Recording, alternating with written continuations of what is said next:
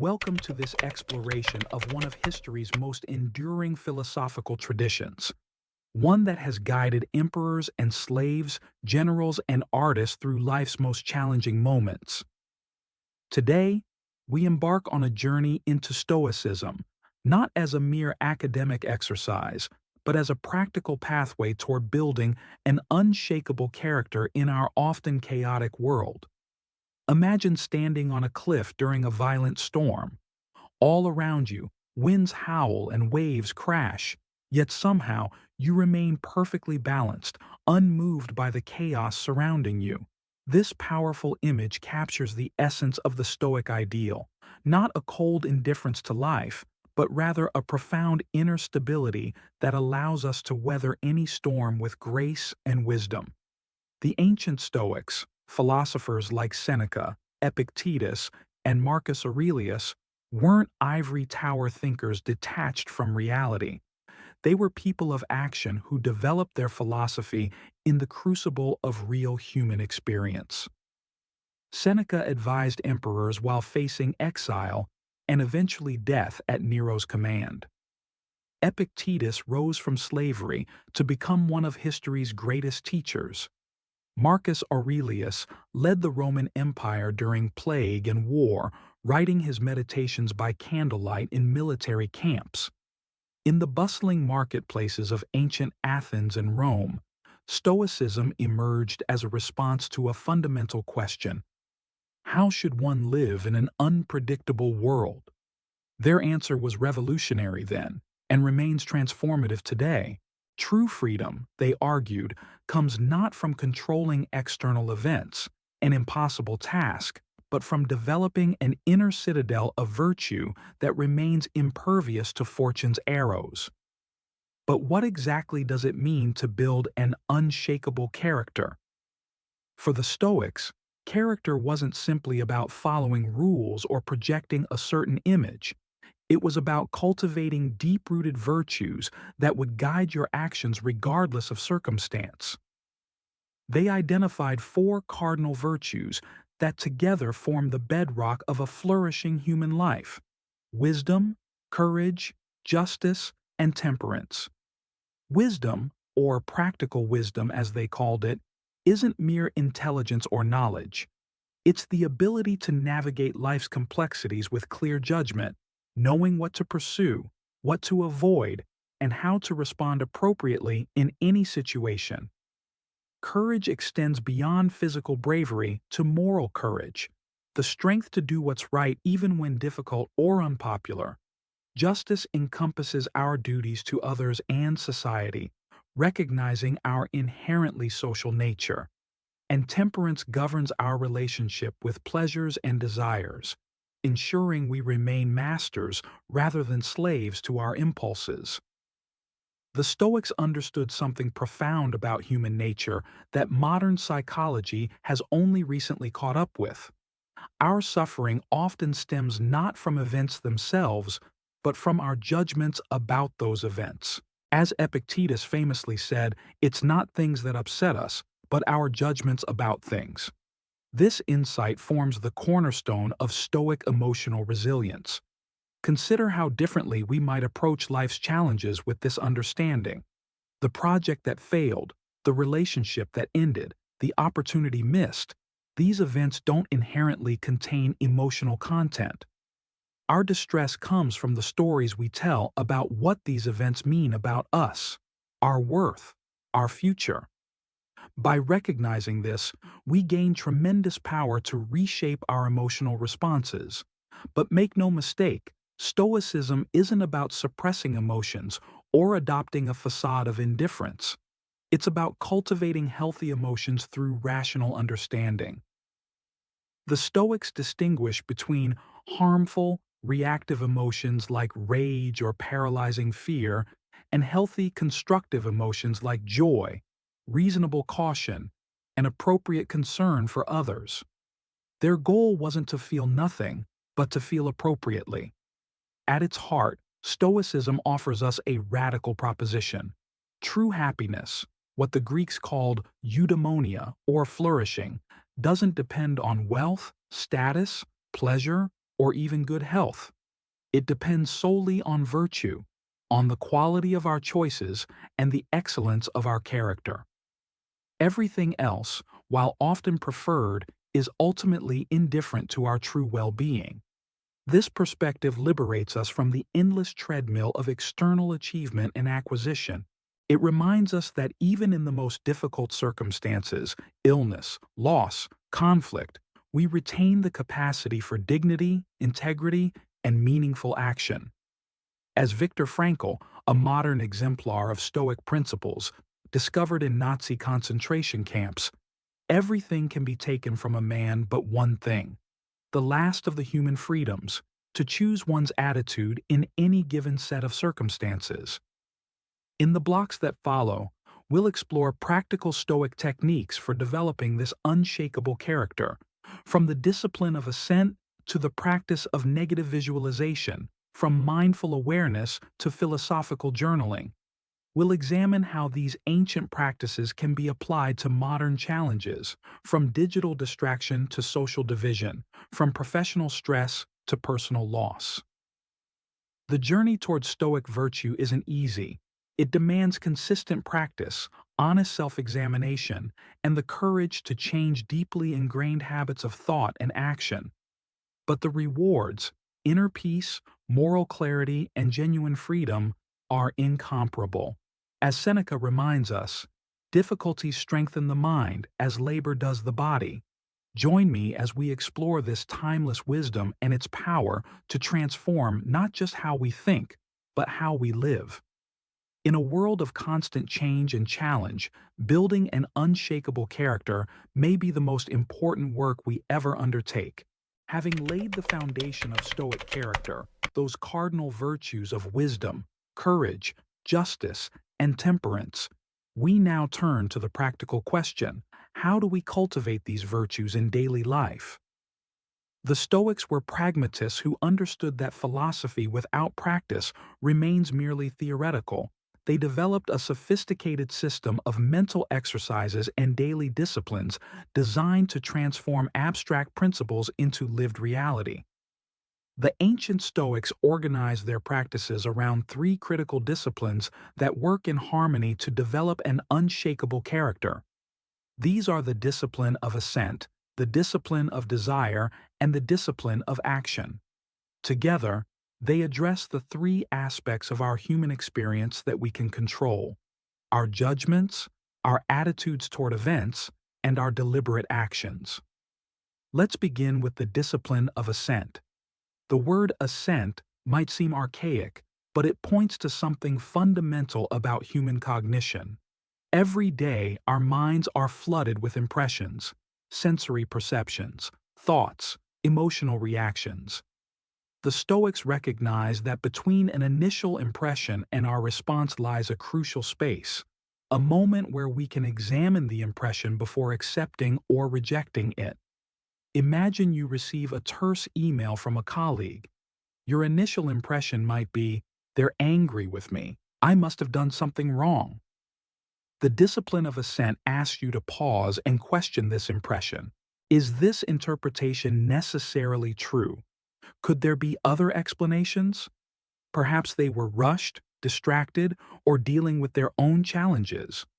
By withholding automatic assent to your first impression, you create space for a more measured response. Epictetus taught his students to practice this discipline by questioning appearances. Is this within my control or not? Does this impression align with nature and reason? Marcus Aurelius would ask himself, what virtue does nature require of me in response to this situation? These questions help separate objective events from subjective judgments, preventing us from being carried away by irrational impressions. In our modern context, this practice becomes especially valuable. Consider how we might apply it to our digital lives. When scrolling through social media, we're bombarded with impressions designed to trigger emotional reactions.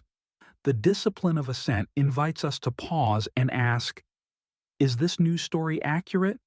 Is this post showing the complete picture? Am I responding to facts or to manipulative framing?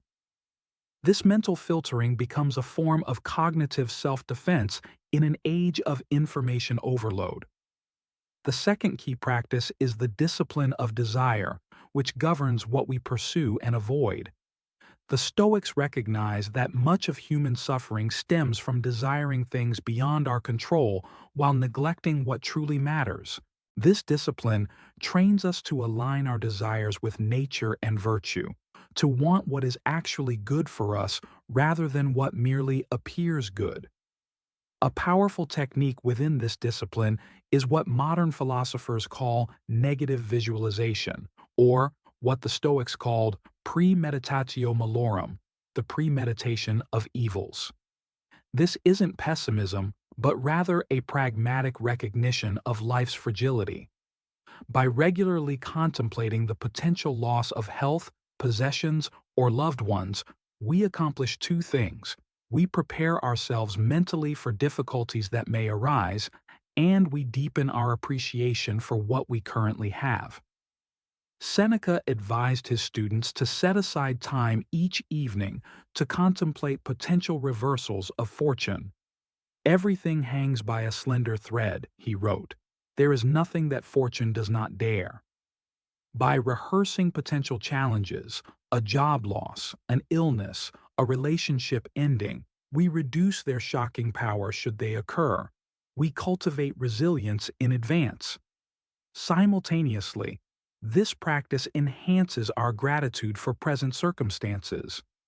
When you imagine losing your health, you appreciate today's wellness more deeply. When you contemplate a world without someone you love, your next interaction with them becomes more meaningful. This isn't morbid. It's a recognition of the impermanence that defines our existence. The third Stoic discipline is the discipline of action, which focuses on how we engage with the world around us. The Stoics believed humans are inherently social creatures with duties to our communities. This discipline trains us to act justly and with appropriate care for others, regardless of how they treat us in return. A hallmark of this discipline is the concept of appropriate action, or kathekon. This involves understanding your roles and responsibilities in different contexts, as a parent, citizen, colleague, friend, and fulfilling those roles with excellence. Marcus Aurelius would ask himself each morning, what work awaits me today? As emperor, as Roman, as human being? By clarifying our duties, we gain direction and purpose. The discipline of action also teaches us to act with reserve clause, cum exceptione, by adding the caveat, fate permitting, to our intentions. This isn't fatalism, but a recognition of our limited control. We might say, I plan to complete this project today, fate permitting, or I'll meet you at 7, fate permitting. This mental habit keeps us both committed to appropriate action and adaptable when circumstances change. Perhaps most challenging and most liberating is the Stoic approach to dealing with difficult people.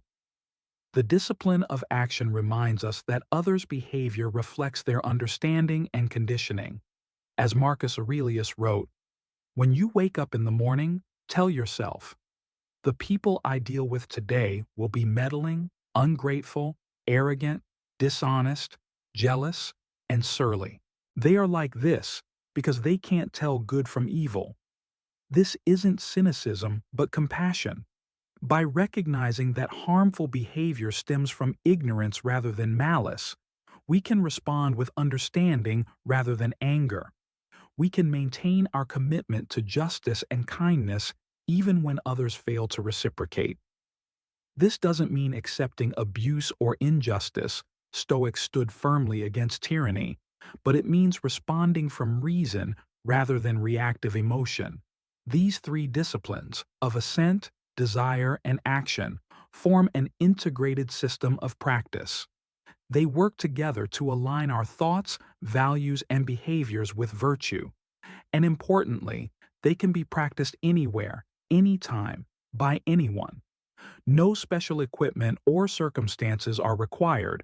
only attention and commitment to the work of self-transformation. The Stoics recommended specific daily practices to reinforce these disciplines. Morning preparation, where you anticipate challenges and set intentions for the day. Evening reflection, reviewing your actions and responses, celebrating progress and noting areas for improvement. Mindful awareness throughout the day, pausing periodically to examine your impressions and recenter yourself in virtue. These aren't merely self-improvement techniques, they're a comprehensive approach to living well in an unpredictable world. They acknowledge our human limitations while empowering us to develop what lies within our control, our judgments, attitudes, and deliberate actions. Through consistent practice, we gradually build that inner citadel of character that remains stable even when external circumstances shift.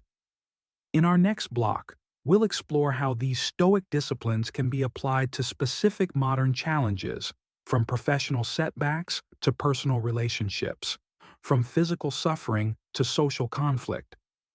We'll see how this ancient wisdom provides practical guidance for navigating the complexities of contemporary life with dignity and purpose.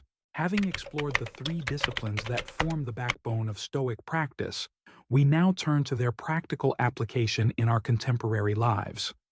The ancient Stoics faced plagues, wars, exile, and political upheaval, yet their philosophy enabled them to maintain tranquility and purpose amidst chaos.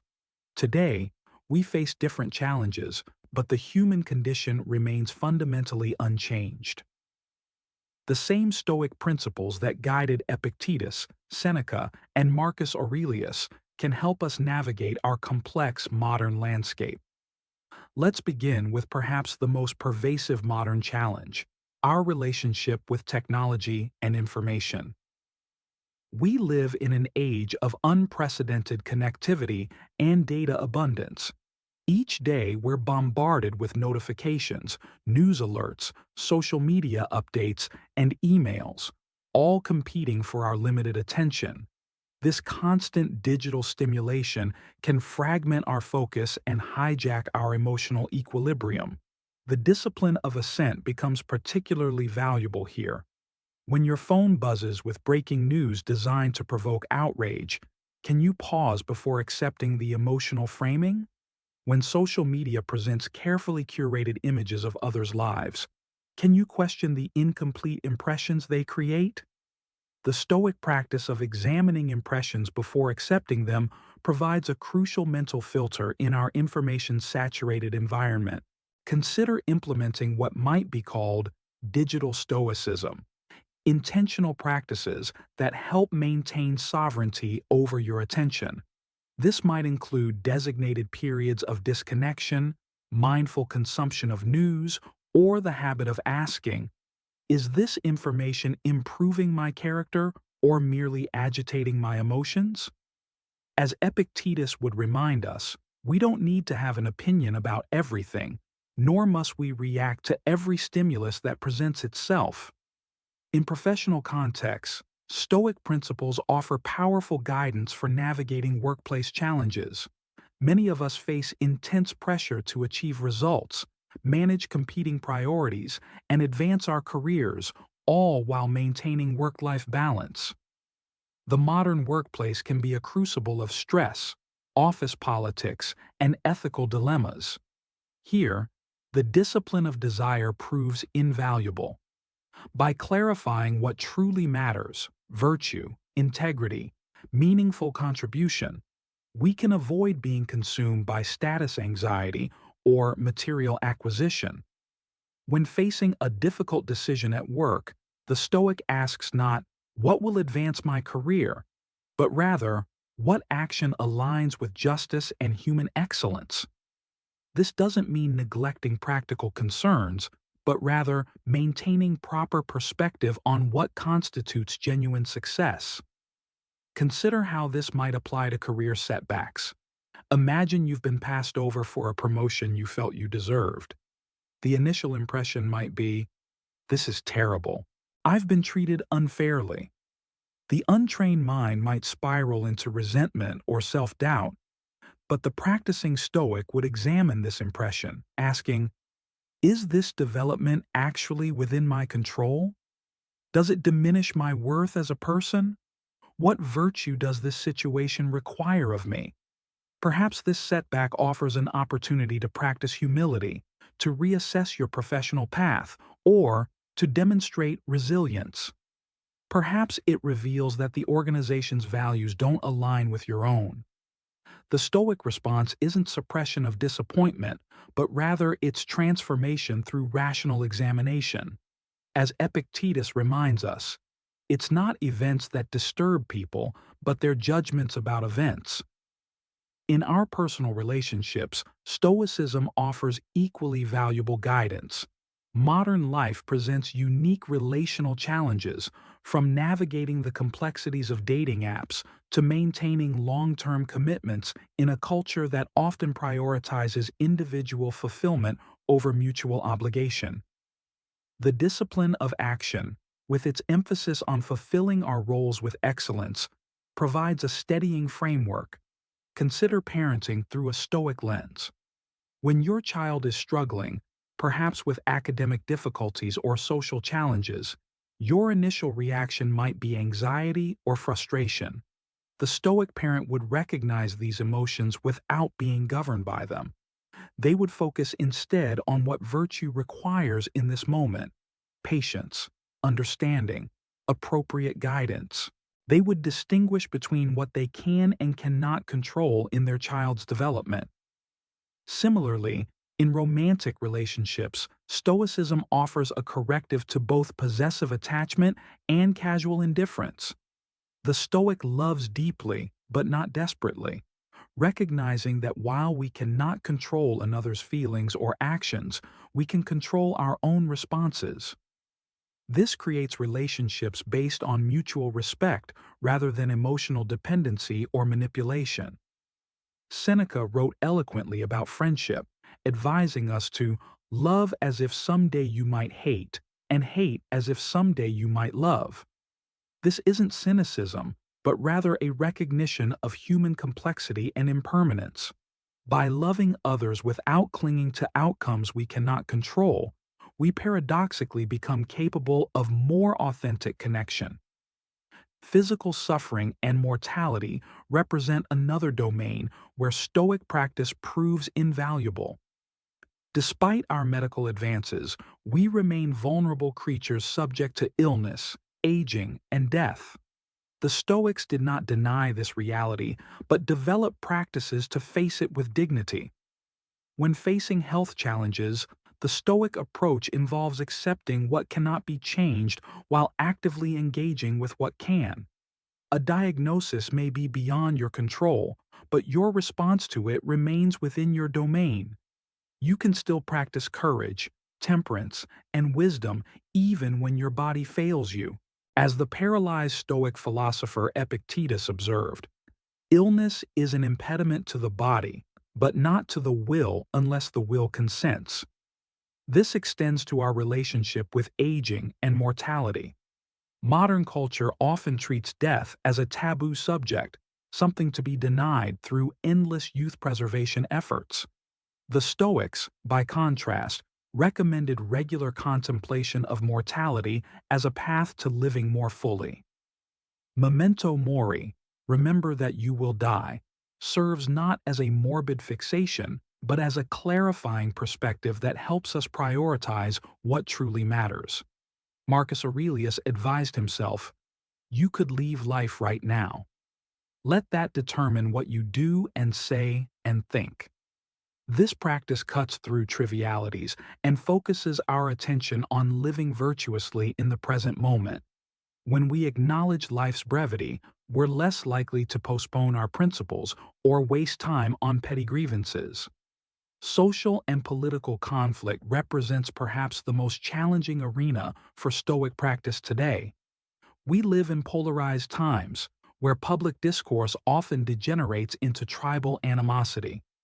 Social media algorithms amplify outrage and simplistic thinking, while complex issues are reduced to partisan talking points. The Stoic response begins with the discipline of assent.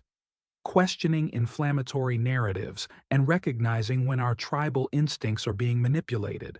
It continues with the discipline of desire, wanting justice and truth rather than merely the victory of our side.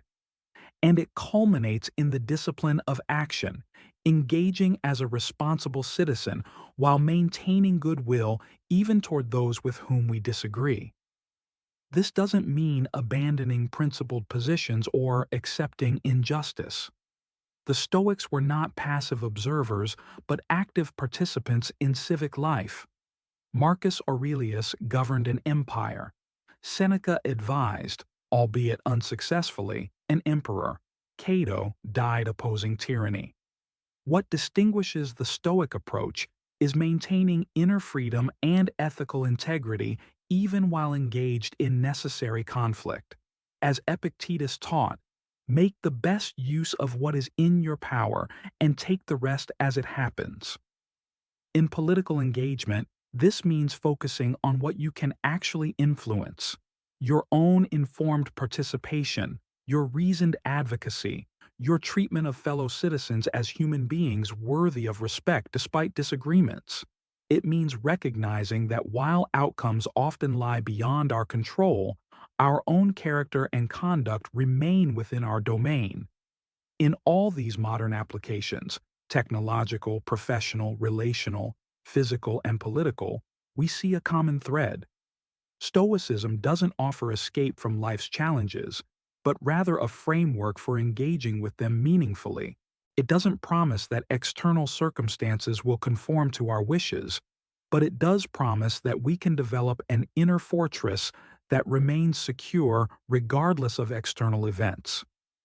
This is the unshakable character the Stoics sought to cultivate, not a rigid inflexibility, but a centered stability that allows for both strength and adaptability.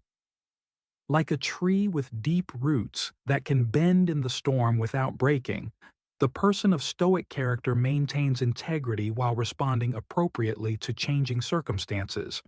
In our final block, we'll explore how to begin or deepen your own Stoic practice.